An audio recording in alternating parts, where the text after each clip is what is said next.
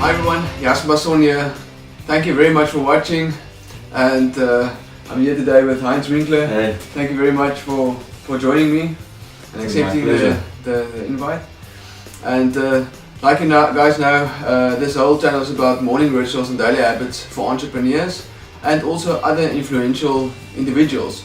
And today is my first artist that I have as an interview, and I'm very excited because I'm very excited about a few new rituals and creativity regarding being an artist. So, but first of all, let's just sum up where you are currently. You came from, I think, about 2001, 2002, yeah. And Idols, and almost went full circle in all kinds of music, and currently, and for a couple of years now, end up in gospel music. Yes, yeah. So it was from 2002 to 2007, basically. I did English pop commercial music, did 3 albums in that genre. Then I had a stint in America where I did a musical for 9 months, shortly after I got married, and it was a great time. And then we came back, and after weighing up my options, decided to go into Afrikaans pop music, and did that for about 4 years, 3 albums. It seems like the thing of 3. And then at the end of 2013, my wife and I just felt like there's a shift in where we're supposed to be and what we're supposed to be doing, and we started quite a difficult journey of changes, but we believed, we had a deep conviction that it's what we need to do. So it started with a move to Cape Town. At that stage we were living in Joburg, so we moved down here to Cape Town. That was a good choice. Yeah. And then the next thing was I felt I must get out of my record deal and go independent, which was a big move, but I felt that's what I need to do. And then initially I wanted to make a independent commercial Afrikaans album, but halfway through that process it became clear that in my faith journey that I believe God was showing me that it's time to do Christian music. That kind of happened in 2015, and then I started getting the album together, and it was a whole new thing. And I also produced it in the States with it's a South African producer, but he lives in Nashville, and that was a whole new thing, but an amazing journey. And so for the last 2 years I've been seeing those songs, bringing out that music and sharing my story of how that whole thing happened, because we went through a very tough time before things kind of shaped into what they are now. And it's great to see how my story of hope and faith can inspire others. And yeah, now I'm starting out this year going into hopefully a new album for the year and new projects that I'm planning and things that I'm experimenting with. So yeah. You're going to chat about a few of them right now. Yeah. You recently released the single It's Time. Yes. With 2 other artists. Yes. And will you guys do a performance going forward, or was it really just a once-off kind of single thing? It's I mean, I would love to work with them on a regular basis, and we've had some requests to do things together. I've put out some quotes to have shows with the 3 of us, but there's a challenge with our respective schedules to get us all in the same place, and then obviously budget is a challenge as well, because now you have 3 artists and a band and all that stuff, so it gets a little rough. Yeah, so I'm hoping to do some performances with them, but yeah, it was mainly about the song and the message. And when I go out, I'm always promoting the song and the message of unity, and I am, through that process, what I have discovered is that I'm quite excited about the idea of collaboration. So I am strongly considering and seeing how I can do some collabs on the new album, and that's something that I'm excited about and looking forward to. You actually quite just mentioned about unity, but you busy with the whole project where you actually visiting schools and preach, but through obviously through preaching, but also through music. The idea of wholesomeness in a family and also unity in the country. So yeah, just give me a rough idea what you planning to do there. Yeah, so when over the last 2 years I've been, it's a major shift from being in the commercial scene and going into the gospel Christian music scene, and basically going into ministry, which I've discovered I really love and enjoy. And through this whole process, I've tried to crystallize the main focus of what I am passionate about. And the summary that I can give now and that I'm trying to work from is that I believe I have a mandate to minister wholeness into families. Because if you think of a nation, it's made up of provinces, cities, communities, but ultimately the nucleus is the family unit, and the family unit is, normally, as man, woman, and children, and the foundation is the marriage, and according to the Bible, the head of the home is the husband. So what we see in our world is that men are, targeted, and by the enemy in my belief, and if you can take out the man, you can hurt the marriage. If you hurt the marriage, you can hurt the children, and then there's this bad cycle. People doing bad things, silly things, hurtful things out of their own hurt. Because if you hear most people's stories of where they come from and why they are in situations they are, it normally goes back to, I didn't have a father, and my father was abusive, or he was an alcoholic, or there's typically, it's linked to a father issue. And I believe that if we can address the source problem of fatherlessness, especially, and get healing into broken homes, we can actually shift the cycle of brokenness over a generation. So that's why I'm passionate about speaking into that. And I want to use my music and my songs and my story to do that. And the other one that I think is part of that is unity in the church. Unity, and when I say church, I mean the way the Bible means it, the body of Christ, that everyone that believes in Him, that is the body of Christ. And I think I have the privilege of visiting many different churches from many different denominations, and it's very interesting to see how the faith expressions vary. But ultimately, most people in those churches, they love Jesus, they believe He's the Son of God, they believe that they need Him to live a life to the full, and everything that goes with that. Obviously there's different expressions in how that happens, and that's also why there's so many different churches. And I believe that there's a part of that that's healthy, because the Bible tells us that we are a body made up of different parts, and not every part looks the same. So it makes sense from the biblical point of view that everything doesn't have to look the same, because a hand is different from an elbow, is different from a shoulder, So, but what we have in the church, unfortunately, is the shoulder is trying to tell the elbow to be like the shoulder, and doesn't accept the elbow because it's different. Whereas, the shoulder needs the elbow needs the shoulder, and we need to work together and know that we have one head, which is Jesus, even though we look different. So there's so many scriptures that speak on this, and I believe that one of the major reasons why the church in our country is not being effective is because we are not in unity. So I believe if we have healthy families and a united body of Christ, we can literally change a nation. So I know I can't do it on my own, but I feel I have a role to play through my music and my story and the gifts that I have to do that. So that's why I started this idea of weekends of ministry, where we go to a town or a city or an area, and we partner with a school and a church, or schools and churches. What I say is I'm looking for champions a main contact person, and then I want to get linked up to Pioneers, the school, and Visionaries, the church. And then we want to have a Friday night youth night, Saturday morning women's conference, Saturday evening men's conference, and the Sunday morning family service.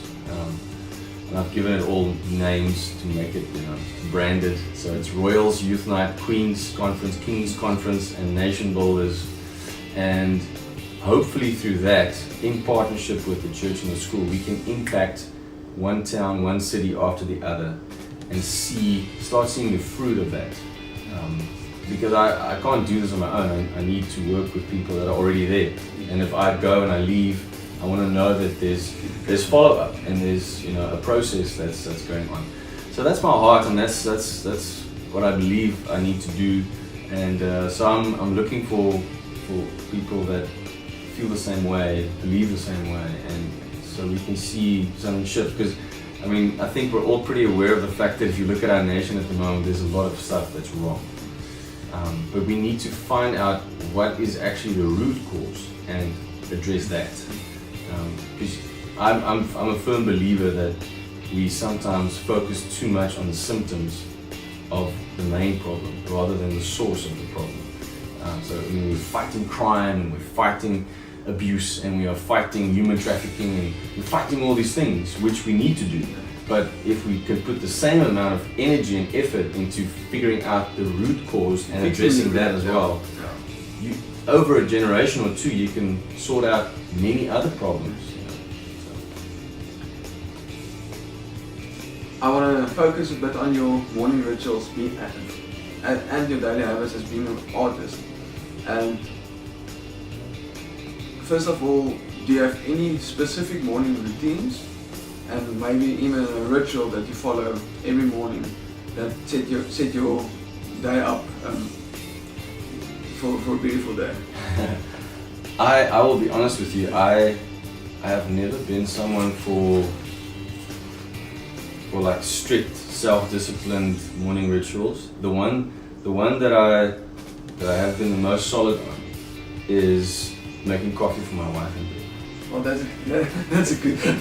Because it keeps me alive. I did the same thing. So, but I also, growing up, I had that as an example. My dad always did it for my mom, and my wife really appreciates it. And so that's normally the first thing I do. I wake up and I make sure my wife has coffee. This year, my wife and I actually together, because it's very hard for either one of us on our own to stick to a solid morning ritual. So we've decided together to wake up earlier, because normally we have late nights. We work for ourselves, and we typically work through the day. Then 5 to 8, it's family time. And then once the kids are finally asleep, we still have stuff to do. So we sometimes end up going to bed at 11 midnight, and then you don't want to get up at 5 or 6. But we've tried to this year started going, okay, we need to get to bed earlier so that we can get up earlier and have our quiet time and get exercise. So now I can actually tell you that I'm doing a lot better with my morning rituals. I get up before 6. I make coffee for my wife, and then we both have quiet time separately, and then we also have a prayer together. Mondays, Wednesdays, Fridays, I have an hour for that. Tuesdays and Thursdays I actually go to gym first, because I have friends that I gym with on those mornings, and then I have my quiet time after I drop off the kids at school. So I take my kids to school most mornings, so from 7 I'm helping them get dressed, get them fed, make sure that everything's ready, and then I get them all to school. And then once I come back, my days are not always the same, so it varies. But typically I would come home. Sometimes I'd showered and dressed before I take them, but if I went to gym, I would only do that after taking them to school. And then I would get into the office, my studio /office/man cave, and then I normally have I've also tried to shift this because from reading some great books and spending time with our business coach, I've realized that I'm wasting a lot of time on things that I don't need to waste time on. And also I saw this thing online about 14 habits of successful people or something, and the ones that stood out for me is to only do your emails twice a day, but do them and finish them. Because I would be aware of emails coming in and then answering and breaking my rhythm, you know, with whatever else I'm busy Very with. easily consumers. Yeah, and then on that subject, Ruben, our business coach, has helped us also to cut down on email time by filtering out the nonsense and putting filters in place. Like this can go there, that can go there, and just taking care of stuff that you don't have to read yourself. Have someone else do that. So that has helped a lot. So you just cut down on time. So I try to do emails once in the morning and then once in the afternoon. I'll be honest, I don't always get it right to stick to that. When I do see an important email come through, I will address it, you know, if it's important. But that's also where you have to go, what is urgent and what's important, and decide, you know, whether you do that. I've been listening to Craig Rochelle's leadership podcast. Man, that guy has been challenging me in a big way as well. Very good leadership skills and, you know, time management. Because in my nature, I'm not very good at that. I'm like a very kind of, hey, let's see what happens today. I think that's an artistic kind of person. Yeah. I mean, that's a creative person is always tend to be like that. Yeah, so I have to really, you know, I have to put effort into being self-disciplined with how I spend my time. But what I've tried to do is tell myself each day, apart from the normal admin that I have to do, I try to write a song or part of a song. I try to work on just take a step forward in my marketing of what I'm doing. So I would, if I've got something like this, what I'm busy with now, the weekends of ministry, every day I'm doing something to market it. I would send out a social media thing. I would contact people that I know that would be interested. Just to every day, if you take one small step forward, eventually after a while you can get somewhere real. Exactly. You know, it's. I've also made the mistake before to push something very hard for a short amount of time. If I don't see fruit, I leave it, which is not wise. I've learned that, you know, sometimes it takes a lot longer than what you'd like it to. But if you keep at it, eventually you get more done actually than you would have by just pushing something and getting up. So that mindset shift has helped me a lot. Yeah. So there's a part of my daily routine that's the creative. That's also it's that the tension between inspiration, creativity, and just plain hard work. You know, there's that thing of when does what come, and before we started recording, I told you that the best advice I got about writing songs, being creative, was to not wait for inspiration, but to just start. And got some practical advice on how to start. And this can probably be a principle applied to different creative areas. You know, if you're an architect or whatever, you know, the same principle can apply. You know, the advice I got was just start, decide what you want to write about, and the advice I got was from a lady that's also a songwriter, Carly van Beetenberg, and I think my problem was that I was insecure about my songwriting ability. I know I'm a creative, but in my head, I felt like, okay, so talents are given in degrees. You either have it or you don't, but if you have it, you can have it to a certain degree. Like some people get a 10 out of 10, some get a 5, whatever. So I felt like I had like an 8 on singing, but like a 3 on songwriting. and and then furthermore, I psyched myself out a lot, especially in the beginning of my professional career, because I would sit down and start writing and want to write a hit, and then not feel I'm getting it right and then give up. And what Calais helped me to realize is that, first of all, writing a song is not difficult. I was like, what do you mean? So he says, what is a song? And the first time I had to think about, like, what is a song? And I realized, okay, it's words, lyrics, with a melody on top. So any number of words with a melody on top is a song. It's not necessarily a good song, but it's a song. And when that penny dropped, I'm like, oh my word, I can write a song. And then I realized if I write a couple of songs that aren't that great, but I'm practicing, I can eventually write a good song. And if I write a couple of good songs, I can eventually write a great song. And then maybe if I keep at it, I'll write a hit. And that has really opened up the creativity thing. And then she just gave me practical advice, like decide on a theme, what do you want to write about? So whatever creative field you're in, you can go, what do I want to do? What do I feel inspired to do in terms of an idea? But then you have to put the practical to it. And so then, okay, now the next step is whatever you can think of for that theme, write it down. Don't try to rhyme yet, don't try to put it in an order, just write down everything. Like have verbal diarrhea on the page.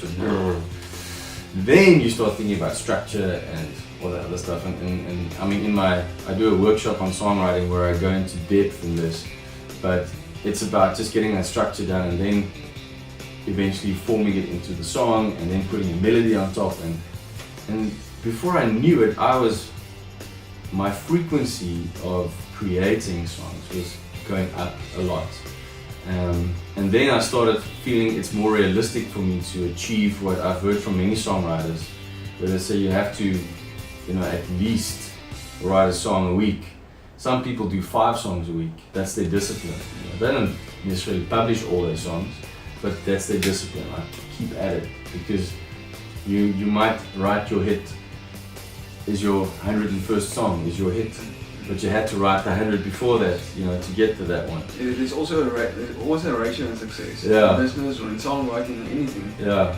You need to get to 10 to get 1. Yes. And like I say, maybe get to 101 to get that little big song. And it's also the 10,000 hour principle. The more you do it, the better you get. And then at one point there's something that just shifts and it becomes more natural. So eventually I started challenging myself, so I would be at a live show and then tell people, give me an idea for a song and give me a genre, or is it a fast song or a slow song? And then I would just start playing and making up a song on the spot, just for fun. And that has also helped me to think on my toes, and so I sometimes it didn't come out that well, so I shouldn't have done that. But sometimes I actually came up with really great ideas and that I've used. So yeah, it's like sorry. It's very nice to keep that creative juice flowing. I'm gonna ask you more about your specific writing, how you do it, because I know from my side, I'm an accountant and I'm an entrepreneur. Any problem I face, I have my journal and I actually write down stuff. And the moment you start writing down a difficult situation, it actually gets clear because it's in your mind, but it actually gets out on paper and you actually see it as well. Yeah. And it helps me a lot. Even in accounting, when I sit with a big issue or big problem with a client, I actually start writing everything down, drawing pictures. It actually gets clearer and makes sense to me. So interesting on songwriting. Do you actually, if you say songwriting, is it song typing or is it actually songwriting? It's something that just intrigues me. It varies for me. I sometimes will use a real pen and paper and get creative that way. And there's a part of it that I think is better, but I have also, from how I work and where I want to go, I've also felt like it helps my process to work on a computer, and because what I do is I go the title of the song, then I write verse 1, gap, It's more like a structure. chorus, gap, verse 2, gap, and then I'm like, I'm almost there. And then, so it motivates me to, you know, and then with that I can easily delete and put new words, and I can swap things around, whereas on a paper it ends up being like a bunch of, yeah, so it depends. But recently I wrote a song for a corporate client, and that one I did in my little journal book, because I was sitting somewhere and I started having ideas, and I thought that's going to be a nice way to, but then I did get stuck, because I wrote the chorus on one page and the verse on another page, and I kept going like this, and I'm like, okay, now I need to write this down. So, so, but you know, that was the cool thing, and then because the reason I didn't type on my phone that I had with me is I was using my phone, GarageBand on my phone for a rhythm that I thought would work for the song. So I played the rhythm, and I was writing lyrics and then seeing if it fits with the rhythm. So yeah, just playing around with that. Sometimes you need a new way of doing something to get another form of inspiration, I guess. I think it's sometimes just getting a new perspective of doing the same thing if you stand from another angle. Yeah. Sometimes that works for me as well. Yeah. My business as well. Sometimes I just go work with one of the receptionists and see how the clients might receive my practice. Wow. Out of another total new angle that I see it from, let's call it the top. Yeah. So it's sometimes a good thing to just change your angle of viewing. Yes, and another way of doing that is to collaborate with someone on a problem, or in your case, or a song. So I have written some of my best songs with other people, because they push me to think differently, to try different ways, and to get me out of whatever rut I might be in. Because I would typically, you know, use the same chord progression or same kind of melody, so my song starts sounding similar. And to get out of that, the best thing to do is write with someone else that has a different style, and then you merge your styles and you come up with something fresh. That's helped me a lot. And the one thing that I found, that initially I was a little precious, like, well, you know, I want to write a song. My song. Yeah, it's my song. And you think of, the publishing or whatever, and then I realized, you know, that's silly. You know, do you want 100% of something that doesn't work, or do you want 30% or 40% of something that's a success? You have to ask that question. Plus, a great song on your album means a lot more for your career than the mediocre song. But but I wrote it, so what? No one's listening to it. I see a lot in I mentioned to you before we start. I've started this whole podcast really just to give back after almost 2 decades in the accounting industry, working with small business owners.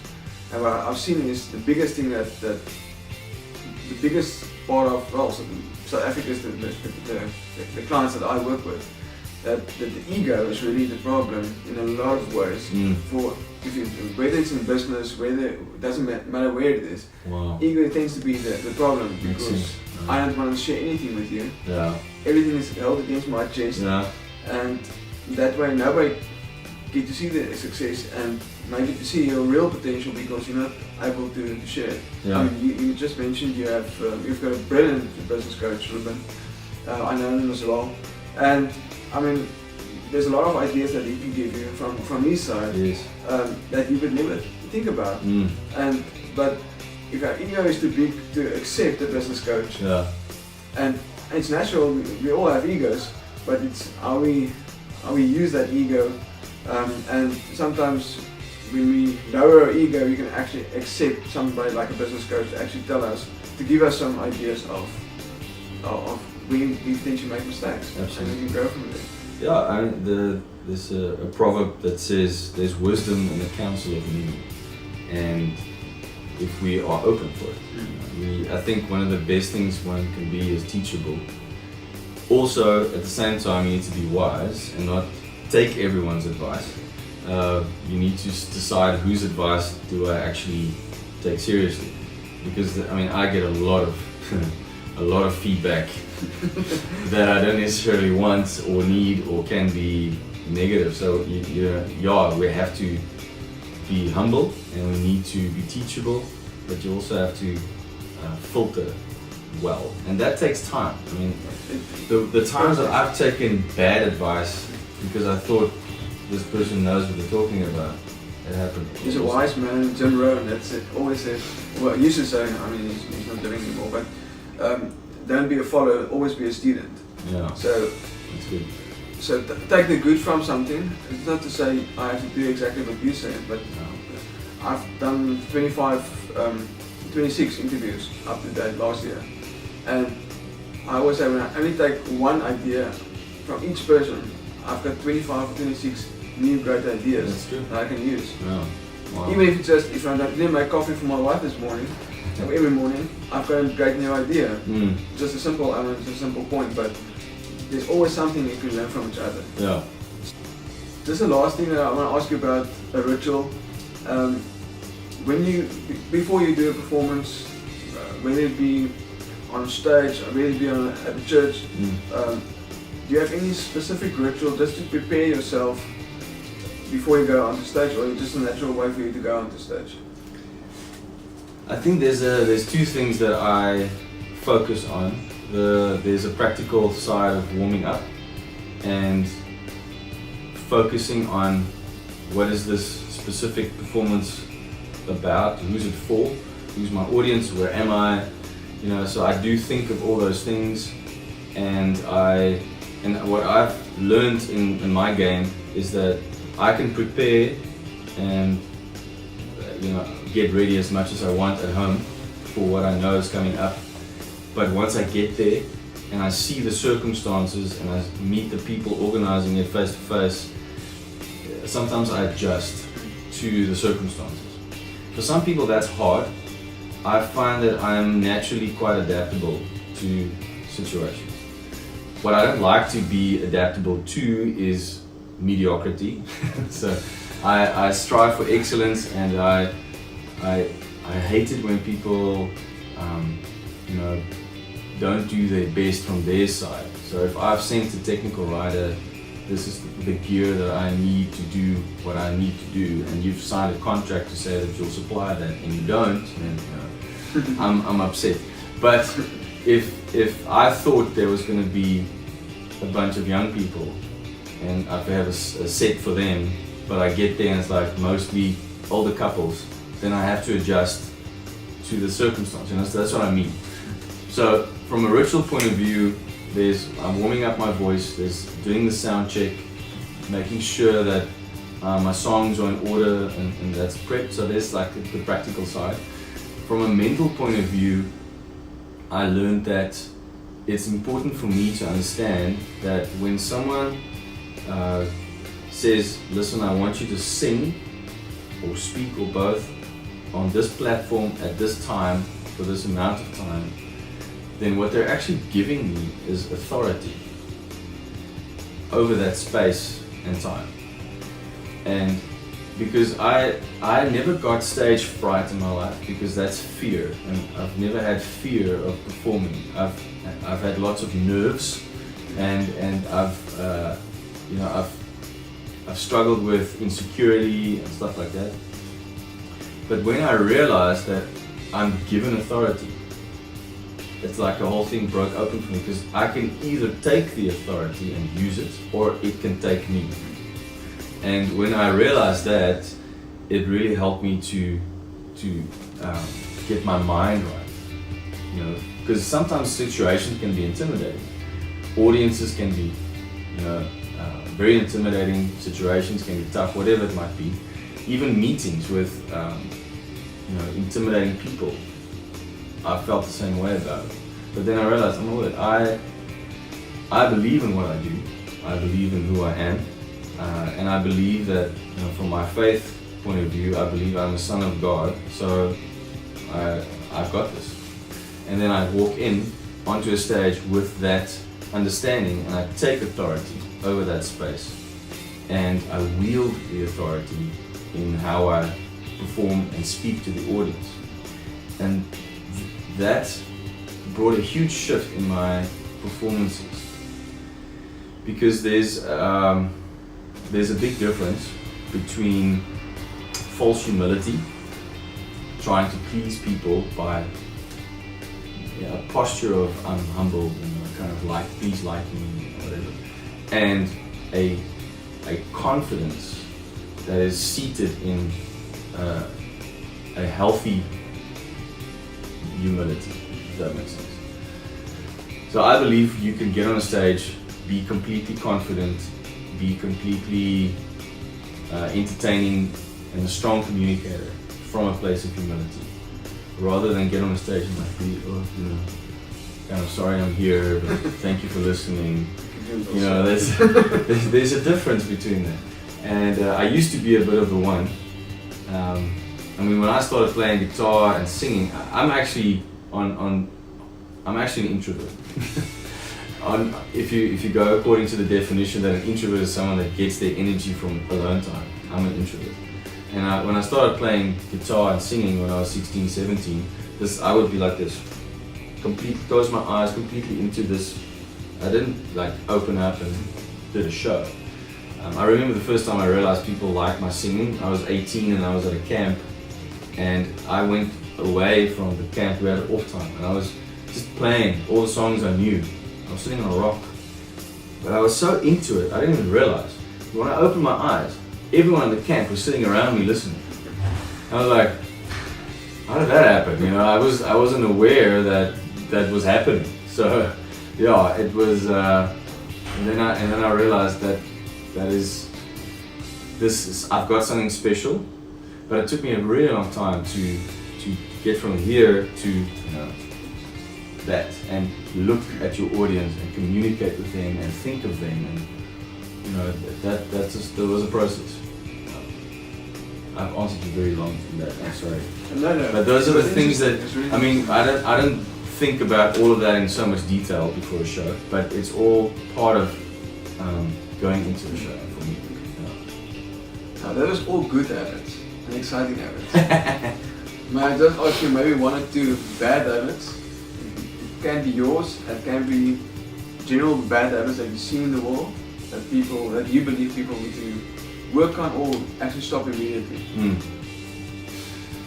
Sure. I think my own bad habits is maybe not so much a habit as it is a lack of self-discipline. Doing the right thing over and over again every day is something I lack a little bit, because my schedule is not the same. No week in my life looks the same as the previous week. So there's that reality that makes it tricky, but it's not it doesn't mean I can't do it. I just have to adapt each week to my situation. So if I go through a week without having had my quiet time and my exercise, and really focusing on getting some creative stuff done, I feel misaligned, and because I believe it's very important for us to operate in our lives from a spiritual to the physical. If we try to just address the physical, so Craig Rochelle says that if we are constantly just addressing the urgent and not the important, then that's all you will do is put out fires, and you will lose yourself in the process. And I've seen that happen to myself if I don't watch it. So I think that's something that we all need to think about and try to correct.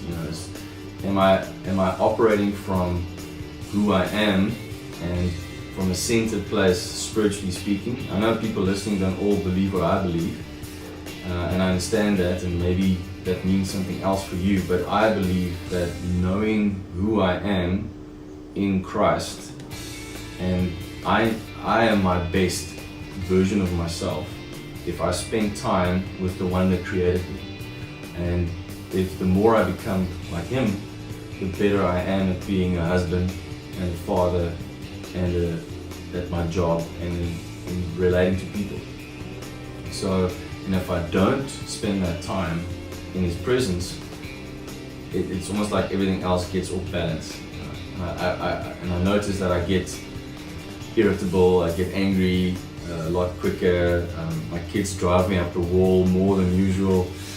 So for me, the spiritual centeredness, I would say, is the most important one. And this is also something, this is good advice I've gotten but haven't applied. Schedule, like you would schedule a meeting in your diary. Schedule a meeting for your time with God. Schedule in your diary time with your family. Because those are the things that we typically neglect in our daily lives. And by putting a meeting in your diary and sticking to that meeting, but not sticking to, yes, Daddy will spend time with you at 5 o'clock, you're actually saying where your priorities lie. Probably the best advice you gave today.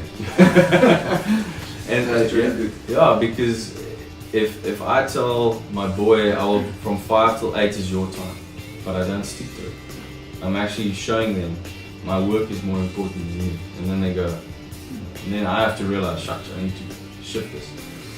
So, thank you very much for your time. It was really inspirational. Thank you. Yeah, good luck with all your new ventures. Thank you very much. Thank you. You too, and have a great day. Thank you very much for watching. Please remember to subscribe to this YouTube channel, and also please share this video if you found any inspiration from it. Thank you very much.